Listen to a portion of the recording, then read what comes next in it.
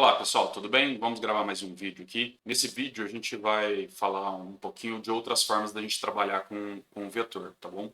No vídeo anterior a gente utilizou um processo de leitura sequencial de todos os dados, uma leitura e gravação sequencial de todos os dados dentro de um vetor numa única execução. Então a gente executou um laço ali, um laço do tipo for, e a gente foi preenchendo todas as informações nas posições existentes do vetor. Então, se naquela situação, se o vetor tivesse 10 posições, a gente ia preencher as 10 posições em sequência. Mas, às vezes, dependendo do software que você está trabalhando, ou dependendo do algoritmo que você precisa construir, às vezes você não vai ter essa característica de preencher todos os dados de maneira imediata dentro do vetor.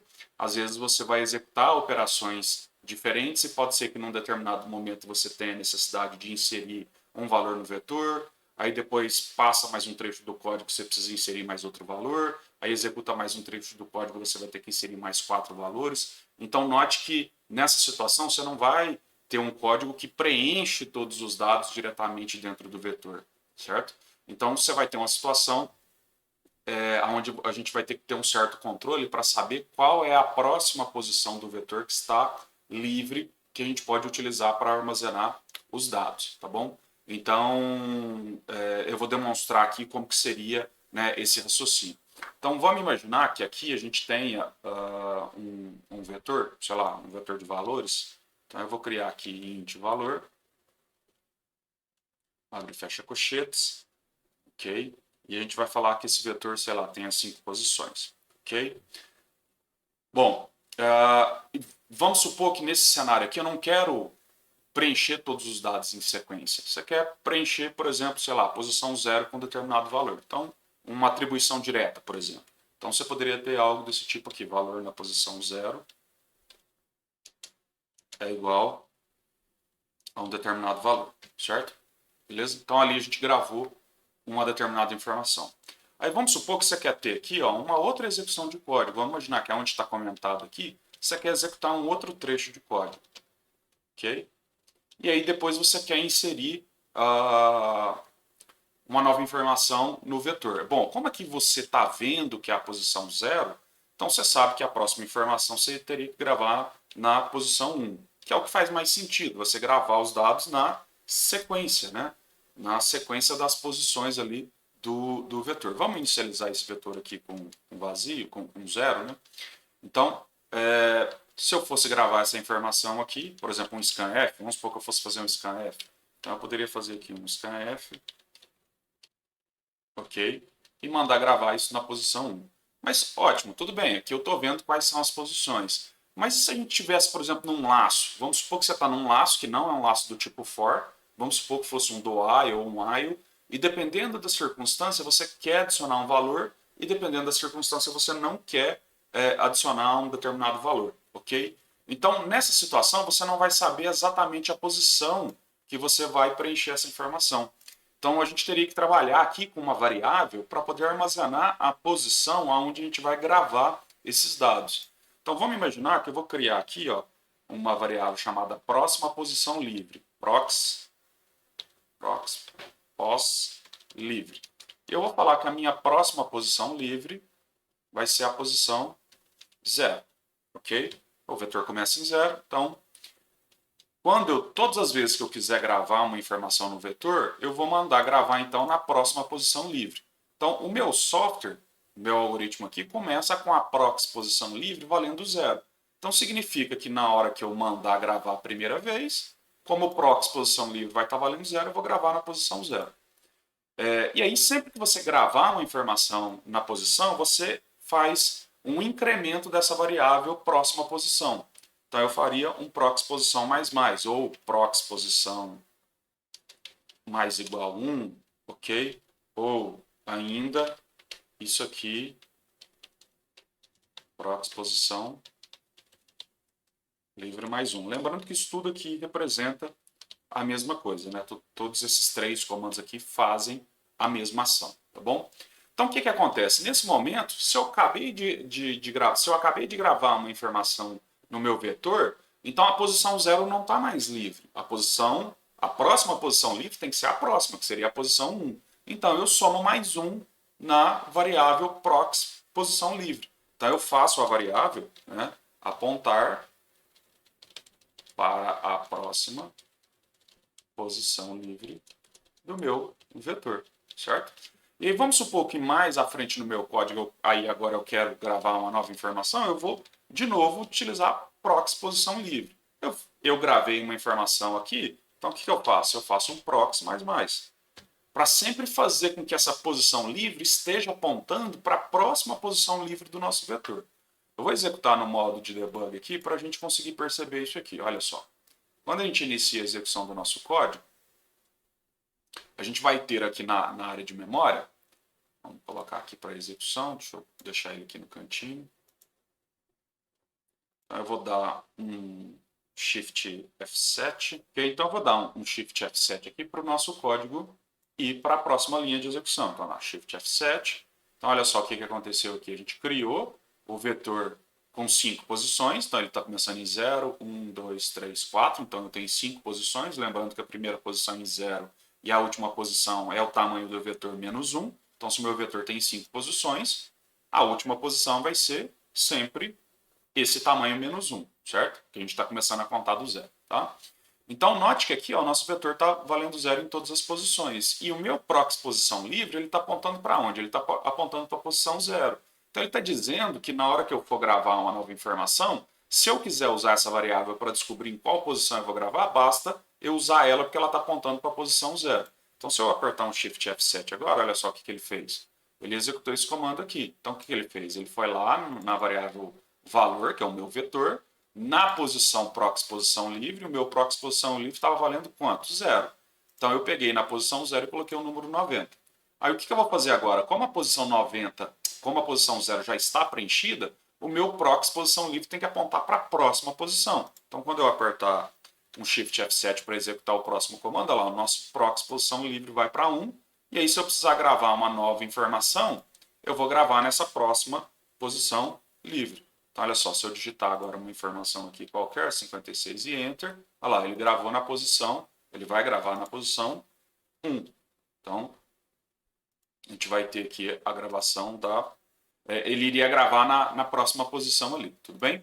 Mas aqui meio que estava indo em sequência, né? Então, a gente vai construir um código aqui que a gente seja capaz de executar esse algoritmo e o usuário é que vai informar se ele quer visualizar todas as informações gravadas no vetor ou se ele quer inserir uma nova informação no vetor. Então note que nessa situação não vai ser em todos os momentos que o usuário vai querer inserir uma informação. Às vezes ele vai querer visualizar uma informação, aí depois ele insere. Então você vai ter que ter esse artifício de criar essa variável prox posição livre aqui para apontar para a próxima posição livre que você tem ali dentro do seu vetor. Tudo bem? Então, vamos apagar esse trecho de código aqui. Vamos fazer o seguinte. Então, o que eu quero fazer? Eu quero ficar executando um laço até que o usuário responda que ele não quer mais inserir novos valores. Então, eu quero executar um laço, perguntar para o usuário o que ele quer fazer, eu tenho que exibir um menu, e depois eu quero perguntar o que ele quer fazer. Então, vamos começar de maneira simples, que seria a exibição desse menu. Tá bom?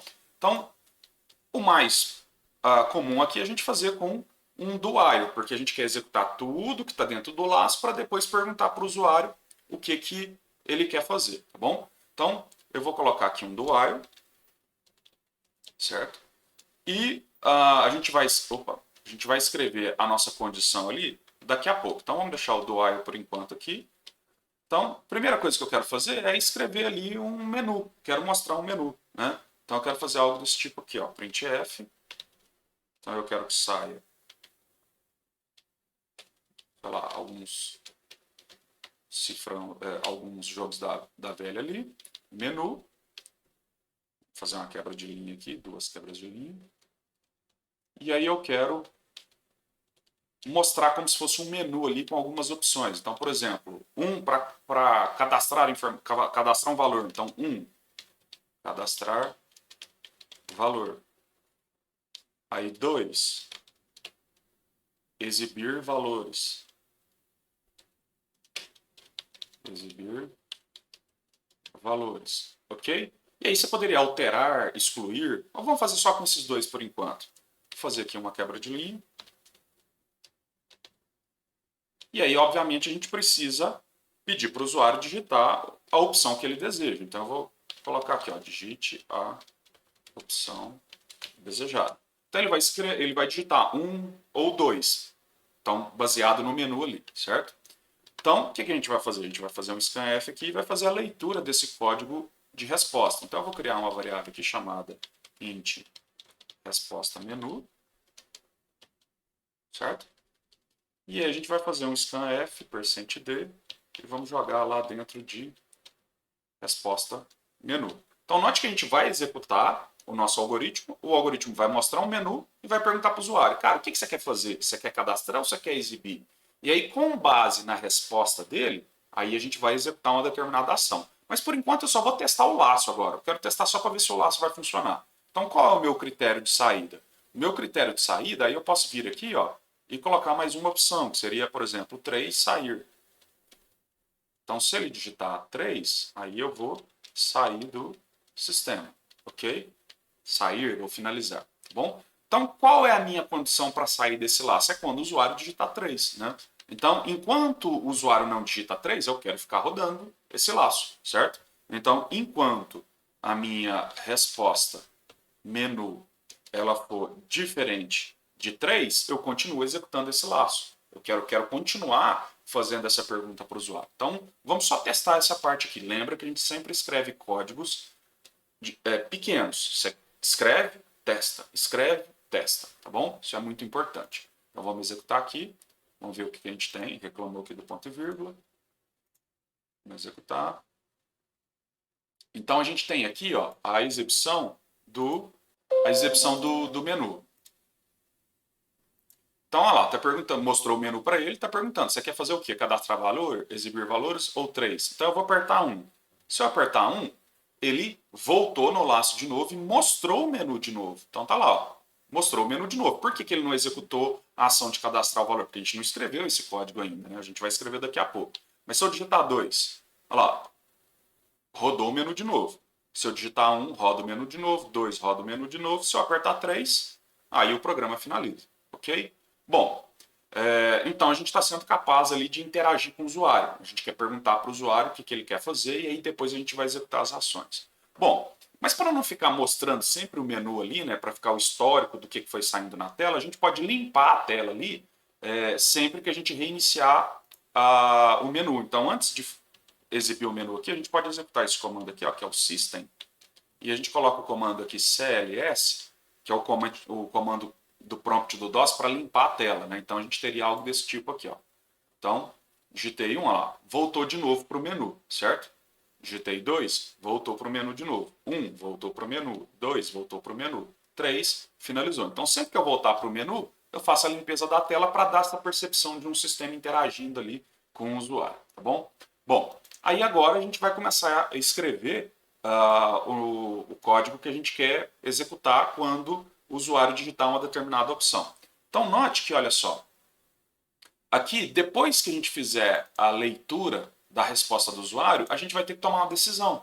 Porque pode ser que o usuário digitou 1, pode ser que o usuário digitou 2. Então, dependendo da situação que ele tenha digitado, a gente quer executar um código diferente do outro. Então, como aqui vai ser sempre uma operação de comparação, né? A gente vai testar se a resposta menu é igual a 1, se é igual a 2, se é igual a 3. Então, aqui o melhor é a gente utilizar o switch case, né? Já que o switch case foi criado para isso mesmo. Mas poderia usar a estrutura de decisão if, tá? Então eu vou fazer um switch aqui, certo? Então switch o quê? Switch é resposta menu, ou seja, olha para a variável resposta menu. Caso case o conteúdo da variável resposta menu for 1, então caso o conteúdo dela for o número 1, eu quero executar o código que vai estar aqui dentro. Então aí eu vou colocar um break aqui. Lembra que a gente tem o break para ele não continuar executando as outras opções. Se você ainda está com dúvida em como funciona o switch, volta no vídeo que a gente falou de estruturas de decisão. Então, mas aqui eu vou ter o código que será executado quando a opção 1 for selecionada. Tudo bem? Caso 2, case 2, a gente vai ter aqui o código que será executado quando a opção 2 for selecionada. Neste momento aqui, eu não vou precisar fazer um case 3, porque se ele não cair no case 1, não cair no case 2, ele continua executando, e aí ele vai cair aqui nessa condição que vai checar se é diferente de 3. Então, se for diferente de 3, roda de novo o software. Se for igual a 3, aí finaliza, não executa de novo. Tá? Então, aqui só para a gente ver ele executando, né, a gente pode vir aqui, ó, e, sei lá, colocar um printf aqui, ó, printf selecionado 1. Só para a gente ver que está executando antes da gente começar a escrever o nosso código. Tá? Só que aqui a gente vai ter um probleminha. Olha só, quando a gente executar o código, como a gente está limpando o menu, não vai dar tempo de ver aquela mensagem lá. Digitei 1, ó, mostrou a mensagem. Mostrou a mensagem. Tá? Só que como está mostrando muito rápido, ele está limpando a tela. Então o que a gente pode fazer? A gente pode usar um comando aqui para poder forçar a parada do nosso algoritmo e pedir para o usuário digitar uma tecla, por exemplo, digite Enter para continuar, ok? Então, o que a gente pode fazer aqui? A gente poderia vir aqui, ó, e, sei lá, por exemplo, sei lá, vou dar um printf aqui. Lá, digite Enter para continuar. A gente está falando de digite Enter, mas pode ser qualquer coisa, né? E aí a gente pode utilizar aqui, por exemplo, o scanf para poder fazer a leitura. Scanf. E, sei lá, a gente pode jogar até dentro da variável resposta menu mesmo. Então, resposta menu. Porque na verdade aqui a gente não quer... Eu não quero guardar nenhuma informação aqui. Só quero fazer a parada, tá? E depois até tem um comando melhor para fazer isso, tá? Mas vamos ver aqui o que a gente vai ter. Então vamos executar aqui. Então olha só. Selecionado 1. Digite Enter para continuar. Enter. Aí aqui, no caso no caso do printf ali, ele vai obrigar... Desculpa, no caso do scanf, ele vai obrigar a gente a digitar alguma coisa. Tá, então eu vou fazer o seguinte. Vamos utilizar aqui, eu vou utilizar no lugar do scanf um comando que a gente chama de getChar, tá bom? Esse getChar, ele é um comando que faz apenas a leitura de uma tecla que foi pressionada. Então ele pega o código char dessa tecla, tá bom? Só que para ele funcionar, a gente tem que fazer aqui, ó, uma limpeza do buffer do teclado. Porque o que acontece? Né? Todas as vezes que a gente digita alguma coisa e dá um Enter, fica gravado numa área intermediária tudo que foi sendo digitado pelo usuário até ele pressionar o Enter. Quando a gente está fazendo a leitura de um número, quando a gente está fazendo um scanf e lendo um número, o que o scanf faz? Ele faz a leitura do número e deixa para trás a quebra de linha, que é o contrabarra M. Então, o Enter que você pressiona, ele é codificado na entrada do teclado como se fosse uma quebra de linha.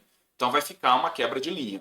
E o scanf, o que ele faz? O scanf, o getChar, ele sempre vai ficar lendo todas as informações que foram digitadas no teclado até você pressionar o Enter, até ele achar essa quebra de linha. Então, por padrão, ele sempre vai buscar, ele vai esperar aparecer essa quebra de linha para depois continuar, certo?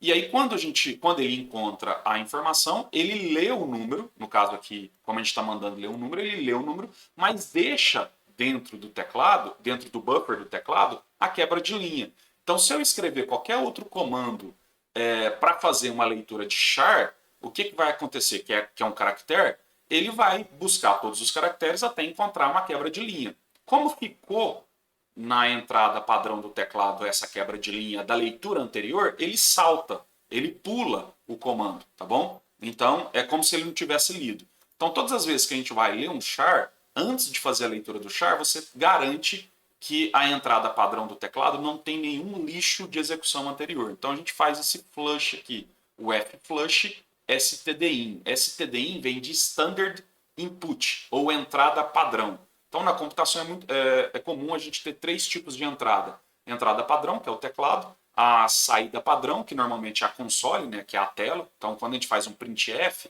ele manda para o std out. E a gente tem o std error, que é uma saída de erro. tá bom? Mas aqui depois a gente trabalha com esses conceitos mais para frente, tá? Então o que esse comando aqui faz é limpa o buffer do teclado para evitar que o get char pule a execução, tá bom? Beleza. E aí a gente executa o get char. Então vamos lá, vamos executar, vamos ver o que a gente tem aqui. Olha lá, digite enter, ó, deu enter, funcionou, tá bom? Vamos só fazer aqui uma quebra de linha. Então olha só o que a gente tem aqui. Então, 2. Olha lá, selecionado 2. 1, selecionado 1. 3, pressione enter para continuar, finalizou. Talvez o 3, talvez não faça sentido a gente digite enter para continuar. Talvez faça sentido já finalizar direto, tá bom? Aí o que a gente poderia fazer? Aí você poderia fazer isso aqui dentro de um if, olha só, aí vem as possibilidades de programação, tá? Poderia fazer um if aqui falando se o resposta menu for diferente de 3, executa esse cara, para não ficar, quando o usuário falar que quer sair, ó, quando ele falar que quer sair, aí eu não falo assim, pressiona o enter para continuar. Só vou falar pressiona enter quando for diferente de 3. Você pode fazer dessa forma, ok? Ou você poderia colocar isso aqui dentro de uma função, certo? Coloca isso aqui dentro de uma função e chama a função. Depois a gente vai descobrir que é melhor fazer isso por função, tá bom? Mas por enquanto vamos deixar esse código desse jeito aqui, tá bom? Bom, aí vamos implementar aqui o raciocínio de fazer a leitura do teclado, do valor, e jogar então dentro do vetor. Então está aqui o meu vetor de 5 posições, o meu proxy livre. Então, o que eu vou fazer aqui? Eu vou dar um printf, digite o valor desejado. Então eu vou mandar digitar e vou fazer um scanf e vou mandar preencher aonde? Vou mandar preencher na posição, na variável valor, o meu vetor valor, em qual posição? Na proxy posição livre, que é ela que está armazenando a próxima posição livre. Como a posição que ela estava apontando não está mais livre agora, a gente tem que apontar para a próxima. Então, como é que eu faço isso? Somando mais 1 nessa variável. Porque aí, se a posição livre era 0, ela passa a ser a 1 agora. Ok? Então, note que se a gente executar isso aqui agora, ó, 1, olha lá, digite o valor desejado, 25. Peraí que deu algum probleminha aqui, vamos ver. Faltou o e-comercial aqui. Então vamos lá. 1, 23, enter para continuar.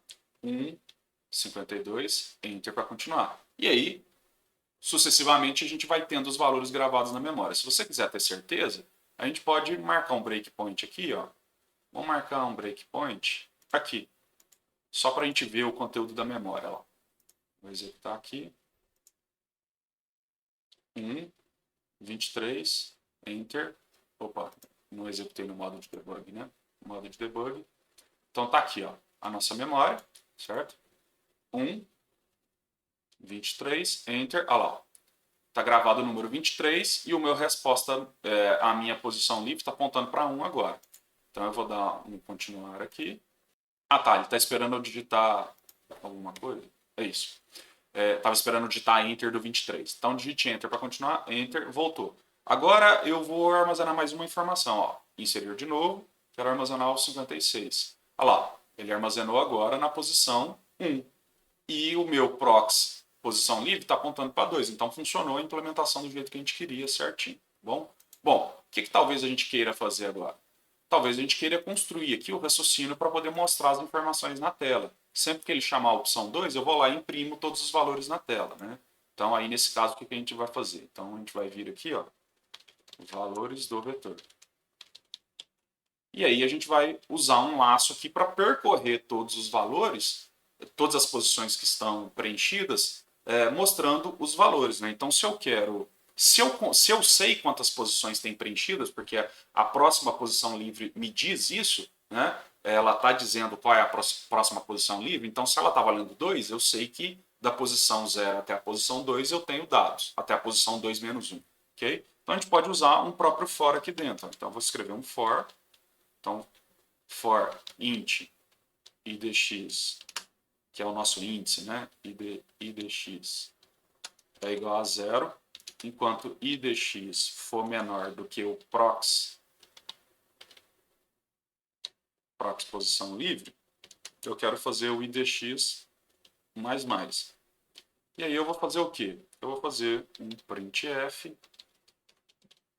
E eu quero colocar assim, valor na posição tal, %d, e aí %d. Então, valor na posição I de x. Eu vou somar mais um aqui, porque para o usuário não é tão comum ele entender zero, né? Ah, posição 0, posição 1. Para o usuário é mais comum entender posição 1, posição 2. Então eu sempre vou somar mais um aqui, porque o nosso I de x está valendo 0. Então, ao invés de mostrar 0 e mostrar 1, eu somo sempre mais um. Quando o I de x for 1, eu somo mais 1 e vira 2. Quando o I de x for 2, eu somo mais 1 e vira 3, para poder visualmente ficar melhor na tela. Eu vou mostrar na hora que eu executar. E aí eu quero imprimir agora o valor. O valor está dentro da variável valores, na posição I de x. Ok? Então, depois que o laço terminar, os nossos dados vão estar todos preenchidos. Então, se a gente executar aqui agora, ele reclamou, vamos ver o que ele reclamou aqui. Valores não declarados. Ah, é valor. Vamos lá. Então, 1, 23, Enter. 1, 56, Enter. 1, 45, Enter. Ah, eu quero visualizar agora. 2. Olha lá, mostrou os valores. Valor na posição 1, 25. Valor na posição 2, 56. Valor na posição 3, 45. Digite Enter para continuar. Só ficou estranho aqui porque a gente não fez a quebra de linha, né? Se a gente fizer a quebra de linha aqui, vamos lá agora. Então, olha só, se eu digito 1, digito o valor 25, gravou. Se eu chamar a opção 2 agora, que é exibir, olha lá, mostrou. Ó, valores do vetor, valor na posição 1, 25. É isso aqui que eu estava mostrando para vocês. Ó. Eu não queria que saísse valor na posição 0, porque o I de x está valendo 0. Mas para o usuário não é comum ele entender posição 0. Para o usuário final, é comum ele entender posição 1, posição 2, posição 3. Tá bom? Então, aqui eu optei por mostrar, somar mais um aqui para poder mostrar um número melhorzinho que o usuário consegue entender. Mas aqui tem que ser I de x mesmo, porque eu quero acessar a posição 0 do vetor, quero acessar a posição 1. Né? Se eu faço mais um, eu sempre vou estar acessando a próxima posição que não é a que eu quero. Tá bom? Vamos ver aqui de novo, vamos executar. Então, olha só, eu posso...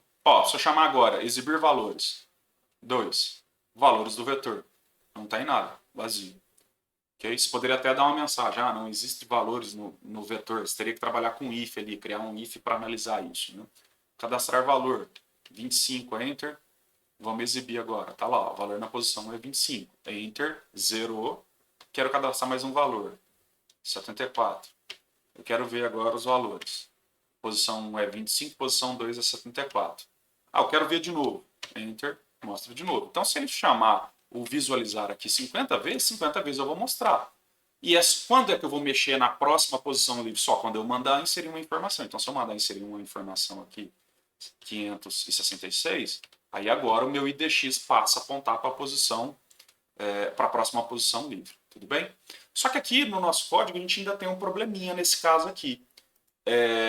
Se o usuário continuar executando ali, várias operações de inserção, vai acontecer da gente preencher as 5 posições do meu vetor e não ter mais posição e eu continuar preenchendo. Note que o C não preocupa com isso. É você que tem que se preocupar se o seu vetor está cheio ou não. Se você continuar preenchendo os dados, você vai começar a salvar dados em outras variáveis que tenham sido declaradas e isso vai trazer problema para você. Então é responsabilidade do programador controlar qual a posição se o vetor já está todo preenchido ou não, se a gente não está acessando uma posição que não existe do vetor.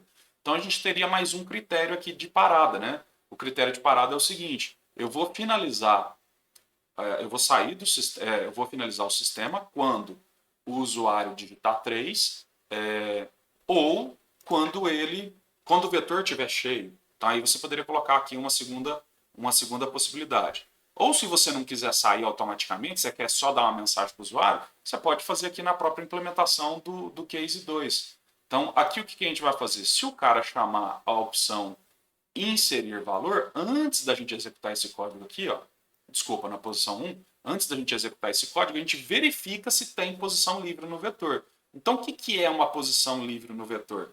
É quando a minha próxima posição estiver apontando para uma posição que seja menor do que 5. Lembrando que se eu tenho 5 posições, minha última posição é a 4. Então, se o meu prox posição livre estiver apontando para uma posição que seja menor do que 4, beleza, tem posição livre, eu deixo ele cadastrar. Então aqui eu vou ter um if, ó. Vou ter que englobar todo esse trecho de código aqui, ó. Todo esse pedaço de código, eu tenho que englobar ele dentro de um if, porque eu só vou fazer a inserção quando eu tiver posições livres. A partir do momento que eu não tiver mais posição livre, eu não posso deixar mais inserir. Então eu vou fazer um if aqui, ó. If, se o meu prox posição livre ele for menor do que 5, aí o que eu quero? Aí eu quero deixar ele fazer a operação de inserção. Aí eu quero executar a operação de inserção. Então vamos indentar, vamos avançar o código aqui para deixar claro que esse trecho de código está dentro do if, né? Então, olha só. Se a gente executar... aí detalhe. Se isso aqui não for verdadeiro, vamos dar uma mensagem para o usuário, né? Então eu vou colocar um else aqui, nesse caso eu quero ter o else, então eu vou dar uma mensagem falando assim, cara, o vetor já está cheio. Então a gente vai vir aqui, ó. Não é vetor cheio. Vamos simplificar aqui. Vetor cheio. Ok? Vamos executar. Então, 25, enter. 23, enter. 45, enter. 37, enter. 68. Vetor cheio. Ele não deixa mais. Ó. Vetor cheio. Não deixa mais. Não deixa mais. 2 eu posso fazer à vontade. 2 eu consigo fazer tranquilo. Mas o 1 eu não consigo fazer mais. Por quê? Porque está cheio. Eu tenho que controlar isso.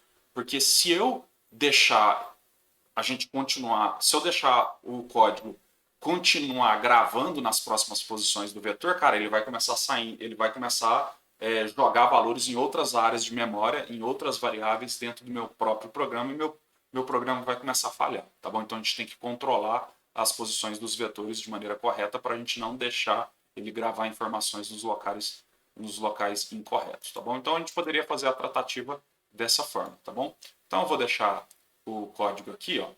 Então sugiro que você, se você quiser, tire um print. Então aqui até a linha 28, depois da linha 28 para baixo, aí você tira um print, dá uma estudada nesse código, repete o código, escreve o código novamente. Lembra que não adianta você só assistir esse vídeo se você não reescrever esse código e tentar reescrever esse código sem copiar, tá? Sem ficar copiando da tela. Então, a sugestão é tenta entender o que esse código está fazendo, fecha o vídeo e tenta reescrever esse código do zero com o raciocínio que você aprendeu. Tudo bem? Beleza? Então, no próximo vídeo, a gente se encontra para falar sobre matrizes, tá bom? Que é o próximo assunto.